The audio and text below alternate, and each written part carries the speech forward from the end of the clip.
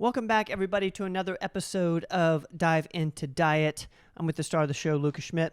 What's going on, man? Well, we're not talking about food again. What's the deal? But it's a diet of workout, I guess. This is Dive Into Diet. They work together. They're important. Dadgummit. Yes. Well, what are we doing here? So it's an exercise themed. It is exercise themed. Okay.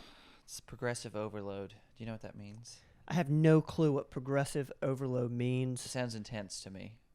I But would have. It is actually a little bit. I think it has to do with like overdoing it. Overdoing it. Yes, but not intentionally. Intentionally and not in a bad way. Okay.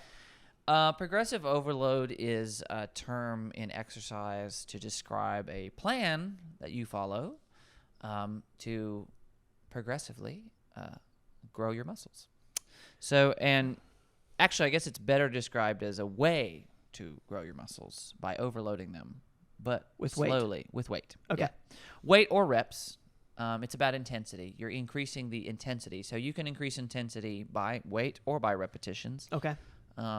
So let's go into it. Okay. So I've explained what it is. Actually, I wrote a definition out here.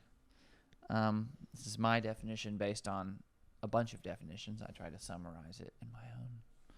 Gradual increase in intensity of resistance, either by weight or rep range, to elicit a positive adaptive response.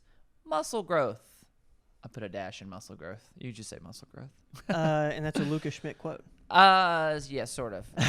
Sort of. It's a combination of multiple definitions. Yes. So I'm not that smart. All right. So what and how? I've got some notes here so I can keep it organized. Because that's actually an aspect of progressive overload, believe it or not, is having a list, checking it twice. There we go. Let's do it. So here are our steps. First, you have to establish your list of exercises.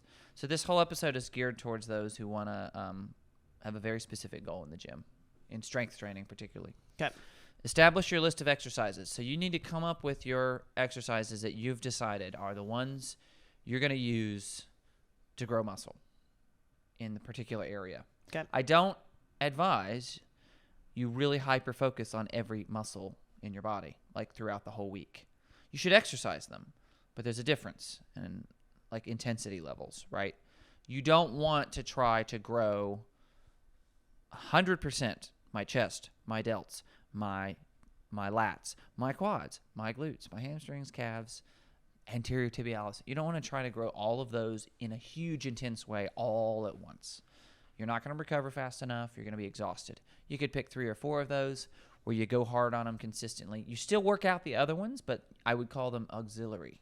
So you exercise them enough to maintain them, but you gotta cut yourself some slack, or otherwise you're going to be exhausted. So establish your list of exercises.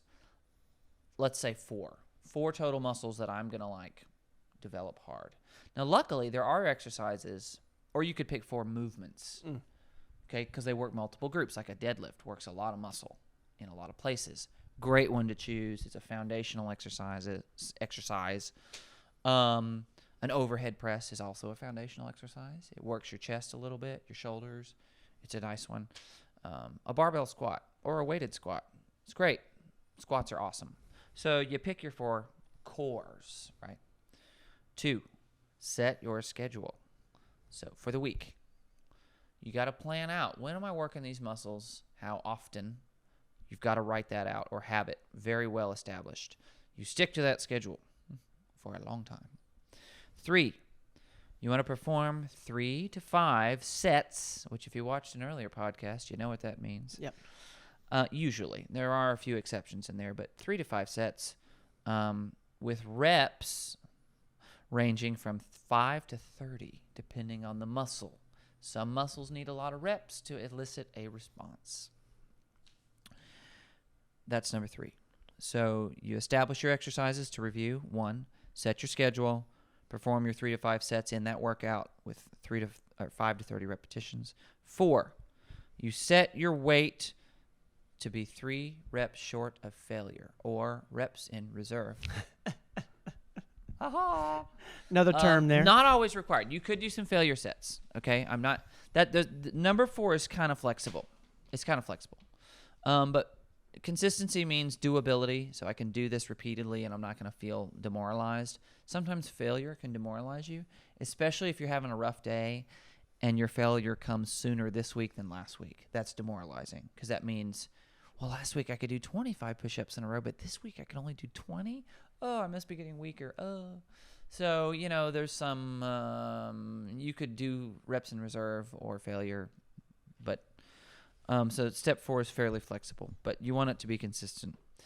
And step 5 is to record the weight and rep number from all those exercises that you performed. Okay. So it's pretty. Listen, this is for those who are really intent on gaining muscle, in an organized fashion. We all should kind of be. Yeah. So if you're seriously strengthening, if you're just getting started, you want to master the movements first. Yeah. 3 sets of 8 repetitions in most. A weight that's challenging but not killing you. But once you pass that phase and your muscles are ready and they're adapted to these movements, now we can do this thing. So that's sort of your start, okay? The following week 2 of your program,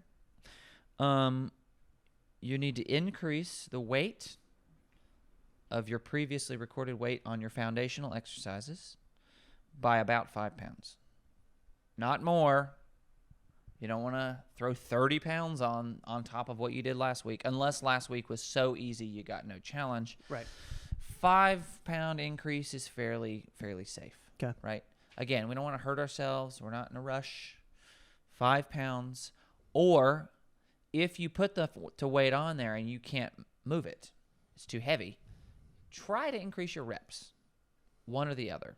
You just need a small increase in intensity, one way or the other. Either you add 2 reps or you add 5 pounds. Keep the same number of reps. Okay. Either way, you can do either one of those. Okay. 2, when you add weight, that may drop that rep in reserve, those 3 that you had left, to 1 to 2, and that's normal because just for this first week. Right. Right, because you're tired. You've just upped your weight. Right. Okay, that's normal, perfectly fine if you're using reps in reserve and not failure. And then step 3, if it's too easy, well, I've actually already said this. You either add, you could add some weight, add a rep, or you could add a whole new set of that same exercise if it's way too easy. So instead of 3 sets, 4. Okay. This is the formula you follow, and then you record that weight again and how many sets you did. So that way when we go to week 3, week 4, week 5, we always have something to look back to so we can increase. Hence the term progressive overload. We are progressing forward and overloading the muscle each time we work it out. Each week we work it out. Is this like ongoing, or is this like a period of time? Yeah, it's ongoing. You should take a rest probably. I've seen various opinions on when. You should probably take a week of maintenance exercise or full rest every 9 weeks. That's a good 3 months. But consistently being in a state of progressive overload, constantly adding little bits of weight. Bits of weight. Yeah. Now, if you get to the point where, eventually throughout your life, that's going to slow down. Right. And that number changes too. That number changes. And as you get older, you're going to get a little weaker. But if you did the math on that, you're like, well, if I add 5 pounds a week, eventually I might reach 900 pounds. No. Eventually, you're going to reach a point where you can't move that weight. Right. Even if you're stronger and you look bigger. And not everybody wants to be the Hulk. Right. So what you can do is you can maintain when you reach, and that might be a time to switch to those other muscle groups we were talking about. Got it. Maybe I can start focusing on my calves now. Maybe I can maintain the muscle I've grown by exercising it. That's a good point. But this is just for growing it. The progressive overload is, I've seen 9 weeks, I've seen 16 weeks as a suggested phase. Do with it and both people who made those suggestions are doctors in their field. So one of them is an exercise scientist, and one of them is a neurosurgeon who's worked out a bunch. So they fairly qualified to make these recovery statements about the body. But a recovery phase is required. Either you back off or you have a full week of light. So you don't want long-term fatigue to set in, because eventually you'll hit if you don't take recovery, you can have all kinds of things happen. Like you just can't progress any more weight. Right. Like you're maxed and you cannot push past. You'll regress a little bit, and none of that's good. So that is progressive overload. That's super interesting. Progressive overload, a new term for me. Also, we had a bunch of new terms, exercise terms, of which you've explained in other episodes of Dive Into Diet. Yeah. And we're going to link those down below, guys. So if you want to figure out some of the things he was talking about, if they seem like gibberish to you, click the link below. It's another Dive Into Diet episode on exercise terminology. There you go. Dude, great show. Thank you. Like, honestly, that was really cool. All right. Guys, thank y'all. Thank y'all for hanging out with us. As always, we'll see y'all next time on Dive Into Diet. Don't go away.